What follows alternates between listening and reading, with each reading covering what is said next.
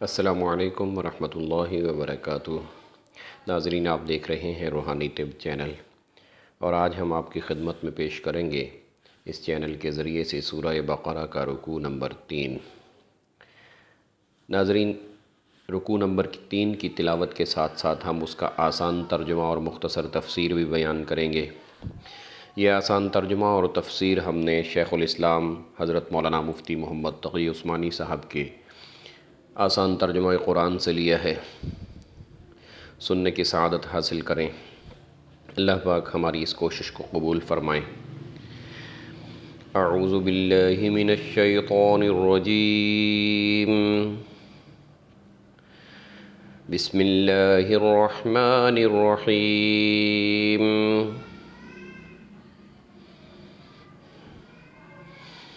يا أيها الناس اعبدوا ربكم الذي خلقكم والذين من قبلكم لعلكم تتقون۔ اے لوگو، اپنے اس پروردگار کی عبادت کرو جس نے تمہیں اور ان لوگوں کو پیدا کیا جو تم سے پہلے گزرے ہیں، تاکہ تم متقی بن جاؤ۔ الذي جعل لكم الأرض فراشا والسماء بناء وأنزل من السماء ماء فأخرج به من الثمرات رزقا لكم فلا تجعلوا لله أندادا وأنتم تعلمون۔ وہ پروردگار جس نے تمہارے لیے زمین کو بچھونا بنایا اور آسمان کو چھت اور آسمان سے پانی برسایا، پھر اس کے ذریعے تمہارے رزق کے طور پر پھل نکالے، لہذا اللہ کے ساتھ شریک نہ ٹھہراؤ جبکہ تم یہ سب باتیں جانتے ہو۔ ان دو آیتوں میں یعنی آیت نمبر 21 اور 22 میں اسلام کے بنیادی عقیدے توحید کی دعوت دی گئی ہے اور مختصر انداز میں اس کی دلیل بھی بیان کر دی گئی ہے۔ اہل عرب یہ مانتے تھے کہ ساری کائنات کو پیدا کرنا، زمین و آسمان کی تخلیق اور آسمان سے بارش برسانا اور اس سے پیداوار اگانا، یہ سب کام اللہ تعالیٰ کے ہیں۔ اس کے باوجود یہ عقیدہ رکھتے تھے کہ اللہ تعالیٰ نے بہت سے کام بتوں کے سپرد کر رکھے ہیں اور وہ بت اپنے کاموں میں براہ راست فیصلہ کرنے کی صلاحیت رکھتے ہیں، لہٰذا وہ ان بتوں کی عبادت اس لیے کرتے تھے کہ وہ ان کی مدد کریں۔ اللہ تعالیٰ نے فرمایا کہ جب ہر چیز پیدا کرنے والے ہم ہیں اور ہم ہی کائنات چلانے کے لیے کسی کی مدد کی ضرورت نہیں، تو عبادت کسی اور کی کرنا کتنے بڑے ظلم کی بات ہے۔ وَإِن كُنتُمْ فِي رَيْبٍ مِّمَّا نَزَّلْنَا عَلَىٰ عَبْدِنَا فَأْتُوا بِسُورَةٍ مِّن مِّثْلِهِ وَادْعُوا شُهَدَاءَكُم مِّن دُونِ اللَّهِ إِن كُنتُمْ صَادِقِينَ۔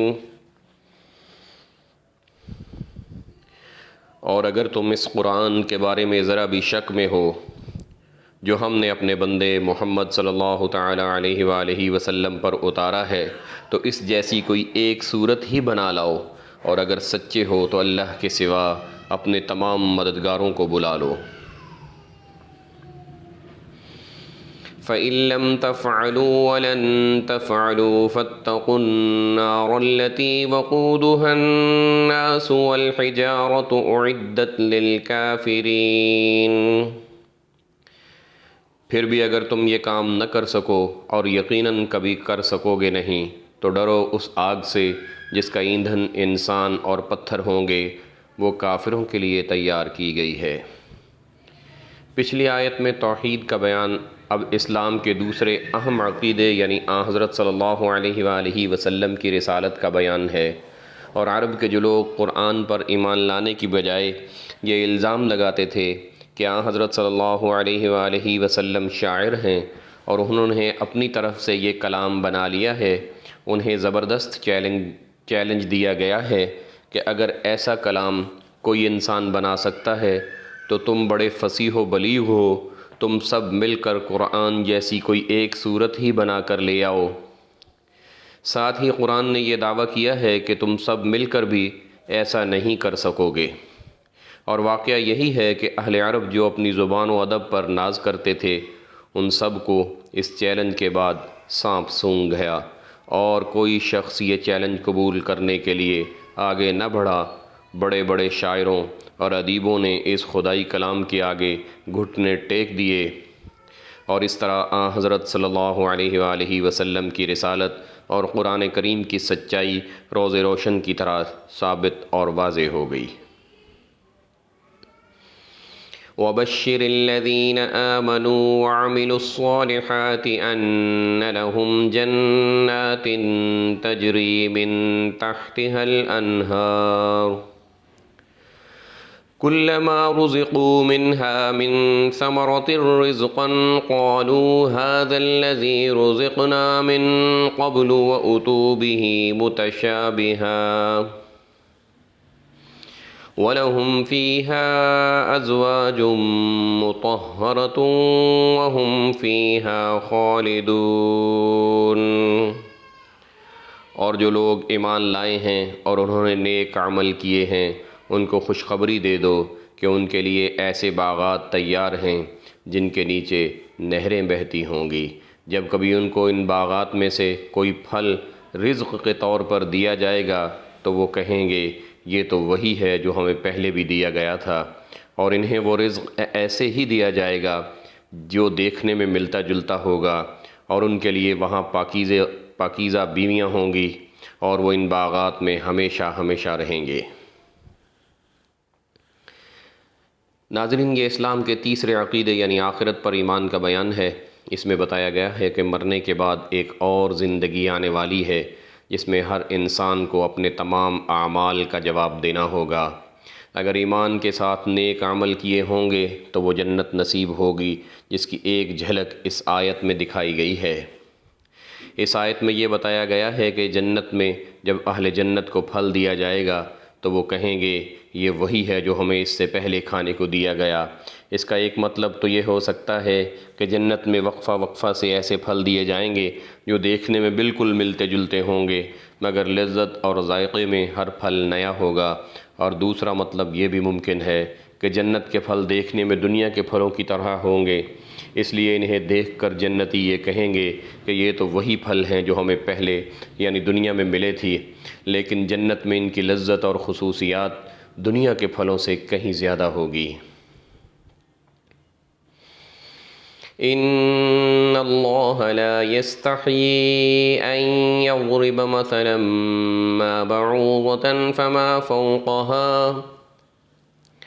فأما الذين آمنوا فيعلمون أنه الحق من ربهم وأما الذين كفروا فيقولون ماذا أراد الله بهذا مثلا يضل به كثيرا ويهدي به كثيرا وما يضل به إلا الفاسقين۔ بے شک اللہ اس بات سے نہیں شرماتا کہ وہ کسی بات کو واضح کرنے کے لیے کوئی بھی مثال دے، چاہے وہ مچھر جیسی معمولی چیز کی ہو یا کسی ایسی چیز کی جو مچھر سے بھی زیادہ معمولی ہو۔ اب جو لوگ مومن ہیں وہ خوب جانتے ہیں کہ یہ مثال ایک حق بات ہے جو ان کے پروردگار کی طرف سے آئی ہے، البتہ جو لوگ کافر ہیں وہ یہی کہتے ہیں کہ بھلا اس حقیر مثال سے اللہ کا کیا مطلب ہے۔ اس طرح اللہ اس مثال سے بہت سے لوگوں کو گمراہی میں مبتلا کرتا ہے اور بہت سوں کو ہدایت دیتا ہے، مگر وہ گمراہ انہی کو کرتا ہے جو نافرمان ہیں۔ بعض کافروں نے قرآن کریم پر اعتراض کیا تھا کہ اس میں کچھ مثالیں مکھی، مچھر، مکڑی وغیرہ کی دی گئی ہیں۔ اگر یہ واقعی خدا کا کلام ہوتا تو اس میں ایسی حقیر چیزوں کا ذکر نہ ہوتا۔ ظاہر ہے کہ یہ اعتراض بڑا بے تکا اعتراض تھا، کیونکہ مثال ہمیشہ مضمون کی مناسبت سے دی جاتی ہے۔ اگر کسی حقیر و ذلیل کی مثال دینی ہو تو ایسی ہی کسی چیز سے دی جائے گی جو حقیر و ذلیل ہو۔ یہ کسی کلام کا عیب تو کیا ہوتا، اس کی فصاحت و بلاغت کی دلیل ہے، مگر یہ بات انہی کی سمجھ میں آتی ہے جو طالب حق ہوں اور حق پر ایمان لا چکے ہوں، لیکن جنہوں نے کفر کی قسم کھا رکھی ہے انہیں تو ہر بات پر ہر حالت میں اعتراض کرنا ہے، اس لیے ایسی بے تکی باتیں کہتے ہیں۔ قرآن کریم کی یہی آیتیں جو طالب حق کو ہدایت بخشتی ہیں، ایسے لوگوں کے لیے مزید گمراہی کا سبب بن جاتی ہیں جنہوں نے ضد اور ہٹ درمی پر کمر باندھ کر یہ طے کر لیا ہے کہ حق بات ماننی نہیں ہے، کیونکہ وہ ہر نئی آیت کا انکار کرتے ہیں، اور ہر آیت کا انکار ایک مستقل گمراہی ہے۔ الذين ينقضون عهد الله من بعد ميثاقه ويقطعون ما أمر الله به أن يوصل ويفسدون في الأرض أولئك هم الخاسرون۔ وہ جو اللہ سے کیے ہوئے عہد کو پختہ کرنے کے بعد بھی توڑ دیتے ہیں اور جن رشتوں کو اللہ نے جوڑنے کا حکم دیا ہے انہیں کاٹ ڈالتے ہیں اور زمین میں فساد مچاتے ہیں، ایسے ہی لوگ بڑا نقصان اٹھانے والے ہیں۔ عہد سے مراد اکثر مفسرین نے وہ عہد الست لیا ہے جس کا ذکر سورہ اعراف میں ہے، یعنی اللہ تعالیٰ نے انسانوں کو پیدا کرنے سے بہت پہلے آنے والی تمام روحوں کو جمع کر کے ان سے پوچھا تھا کہ کیا میں تمہارا پروردگار نہیں ہوں؟ سب نے اللہ تعالیٰ کے پروردگار ہونے کا اقرار کر کے یہ عہد کیا تھا کہ وہ اللہ تعالیٰ کی اطاعت کریں گے۔ پھر اس آیت میں عہد کو پختہ کرنے سے مراد بظاہر یہ ہے کہ ہر دور میں اللہ تعالیٰ کے رسول آتے رہے جو اس عہد کو یاد دلا کر اللہ تعالیٰ کے خالق و مالک ہونے پر دلائل قائم کرتے رہے۔ اس عہد کی ایک اور تشریح بھی ممکن ہے، اور وہ یہ ہے کہ اس سے مراد وہ عملی اور خاموش عہد ہے جو ہر انسان پیدا ہوتے ہی اپنے خالق و مالک سے کرتا ہے۔ یہ ایسا ہی ہے جیسے ہر شخص جو کسی ملک میں پیدا ہوتا ہے وہ اس ملک کا شہری ہونے کے ناطے یہ خاموش عہد کرتا ہے کہ وہ اس ملک کے قوانین کا پابند ہوگا، خواہ زبان سے اس نے کچھ نہ کہا ہو، لیکن اس کا کسی ملک میں پیدا ہونا ہی اس عہد کے قائم مقام ہے۔ اسی طرح کائنات میں جو شخص بھی پیدا ہوتا ہے وہ خود بخود اس عہد کا پابند ہو جاتا ہے کہ وہ اپنے پیدا کرنے والے کی ہدایات کے مطابق زندگی گزارے گا۔ اس عہد کے لیے زبان سے کچھ کہنے کی ضرورت نہیں ہے۔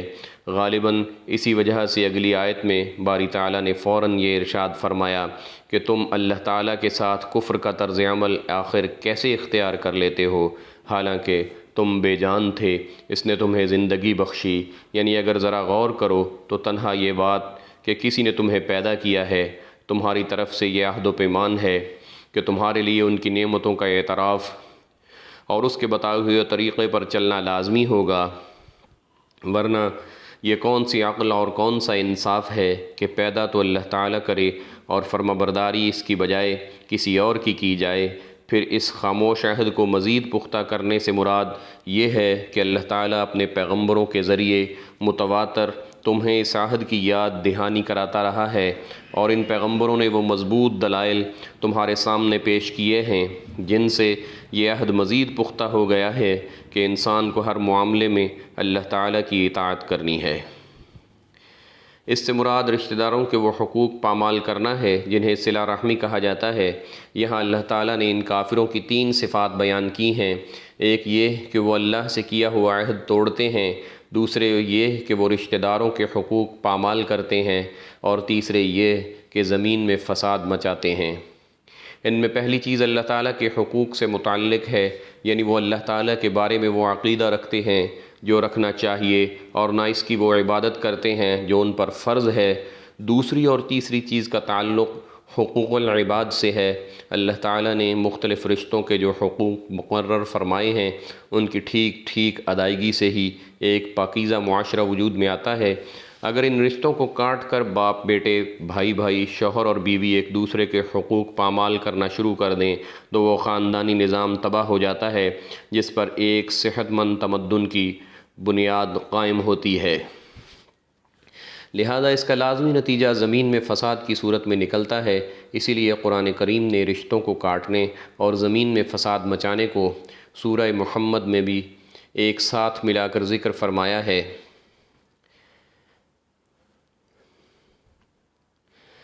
كيف تكفرون بالله وكنتم أمواتا فأحياكم ثم يميتكم ثم يحييكم ثم إليه ترجعون۔ تم اللہ کے ساتھ کفر کا طرز عمل آخر کیسے اختیار کر لیتے ہو، حالانکہ تم بے جان تھے؟ اسی نے تمہیں زندگی بخشی، پھر وہی تمہیں موت دے گا، پھر وہی تم کو دوبارہ زندہ کرے گا، اور پھر تم اسی کے پاس لوٹ کر جاؤ گے۔ هو الذي خلق لكم ما في الأرض جميعا ثم استوى إلى السماء فسواهن 7 سماوات وهو بكل شيء عليم۔ وہی ہے جس نے زمین میں جو کچھ ہے تمہارے لیے پیدا کیا، پھر وہ آسمان کی طرف متوجہ ہوا، چنانچہ ان کو 7 آسمانوں کی شکل میں ٹھیک ٹھیک بنا دیا، اور وہ ہر چیز کا پورا علم رکھنے والا ہے۔ یہاں انسان کی توجہ دلائی جا رہی ہے کہ وہ کائنات کی جتنی چیزوں سے فائدہ اٹھاتا ہے سب اللہ تعالیٰ کی عطا فرمائی ہوئی ہیں۔ ان میں سے ہر چیز اس کی توحید کی گواہی دے رہی ہے، اس کے باوجود اس کے ساتھ کفر کا رویہ اختیار کرنا کتنی بڑی ناشکری ہے۔ اسی آیت سے فقہا نے یہ اصول بھی مستنبط کیا ہے کہ دنیا کی ہر چیز اصل میں حلال ہے، اور جب تک کسی چیز کی حرمت پر کوئی دلیل نہ ہو اس وقت تک اس کو حلال ہی سمجھا جائے گا۔ صدق اللہ العظیم۔ ناظرین، آج کے لیے اتنا ہی۔ اللہ پاک ہماری اس کوشش کو قبول فرمائے، اور ہماری غلطیوں کو، ہماری کمیوں کوتاہیوں کو، ہماری لغزشوں کو معاف فرمائیں۔ اللہ کریم ہمارے سب گناہوں کو معاف فرما دیں۔ اللہ کریم ہمیں سب گناہوں سے بچنے کی توفیق عطا فرما دیں۔ اللہ کریم ہم سے وہ کام لے لیں جس سے وہ راضی ہوتا ہے۔ اللہ کریم ہمیں ان کاموں سے محفوظ فرما دے جو اس کی ناراضگی کا سبب ہیں۔ اللہ کریم ہمیں دنیا و آخرت میں سرخرو فرما دیں۔ اللہ کریم اپنے کلام مجید کو ہمارے لیے آسان فرما دیں۔ اس کا یاد کرنا، اس کا تلاوت کرنا اور اس پر عمل کرنا، اس کو سمجھ کر اس پر عمل کرنا اللہ کریم ہمارے لیے آسان فرما دے۔ اللہ کریم ہماری زندگی کو اپنے دین کے مطابق چلا دے اور ہمیں اس پر چلنے کی توفیق عطا فرما دے۔ اللہ کریم ہماری دنیا اور آخرت کو آسان فرما دے۔ ربنا آتنا فی الدنیا حسنہ وفی الآخرۃ حسنہ وقنا عذاب النار۔ اے اللہ ہماری دنیا بھی آسان فرما دے، ہماری آخرت بھی آسان فرما دے۔ اے اللہ کریم آپ کے حبیب صلی اللہ تعالیٰ علیہ وآلہ وسلم نے ہمارے لیے جو بھلائیاں مانگی ہیں، اے اللہ کریم ہمیں وہ فوراً عطا فرما دیجئے۔ اے اللہ کریم جن برائیوں سے آپ کے حبیب صلی اللہ تعالیٰ علیہ وآلہ وسلم نے پناہ مانگی ہے، اے اللہ کریم ہمیں ان سے فوراً پناہ دے دے۔ اے اللہ کریم اپنا خاص کرم فرما دے، ہماری نسلوں کو شاد و آباد رکھ، ہمارے آنے والی نسلوں کو حق کے ساتھ وابستہ رکھنا۔ اے اللہ کریم ہماری دعاؤں کو قبول فرما لینا۔ اے اللہ کریم ہمارے جو بڑے فوت ہو چکے ہیں آدم علیہ السلام سے لے کر آج تک، اے اللہ کریم ان میں سے جو مغفرت کے حقدار ہیں ان کی مغفرت فرما دے۔ اے اللہ کریم جن کے درجات بلند کرنے ہیں ان کے درجات کو بلند فرما دے۔ اے اللہ کریم جن سے کوئی لغزشیں اور گناہ ہو گئے ہیں ان کی لغزشیں اور گناہوں کو نیکیوں میں اپنے محض فضل سے تبدیل فرما دے۔ اے اللہ کریم ان کے درجات کو بلند فرما دے، ان کی قبروں کو جنت کے باغ بنا دے۔ اے اللہ کریم ان کی قبروں میں جنت کی ہوائیں چلا دے۔ اے اللہ کریم ہمارے لیے دنیا بھی آسان فرما دے، آخرت بھی آسان فرما دے، ہر شر اور فتنے سے ہماری حفاظت فرما دے۔ اے اللہ کریم اپنا خاص کرم فرما دے۔ اے اللہ کریم ہماری دعاؤں کو قبول فرما لے۔ اے اللہ کریم ہماری کوششوں کو قبول فرما لے۔ آمین یا رب العالمین۔ وصلی اللہ تعالی علی خیر خلقہ سیدنا محمد وآلہ واصحابہ اجمعین برحمتک یا ارحم الراحمین۔ ناظرین ہماری اس کوشش کو زیادہ لوگوں تک پہنچانے کے لیے اس کو شیئر کیجئے، اور مزید اس طرح کی ویڈیوز کے لیے ہمارے چینل کو سبسکرائب کیجئے، اور دوستوں کو بھی دعوت دیجئے کہ وہ اس چینل کو سبسکرائب کریں تاکہ زیادہ لوگوں تک اس کا نفع پہنچ سکے اور یہ ہمارے لیے آخرت کا ذخیرہ بن جائے۔ اللہ کریم اس کے برکات اور اس کے فضل سے ہمیں دنیا میں بھی سرخرو فرمائیں اور آخرت میں بھی سرخرو فرمائیں۔ اجازت دیجئے۔ السلام علیکم ورحمۃ اللہ وبرکاتہ۔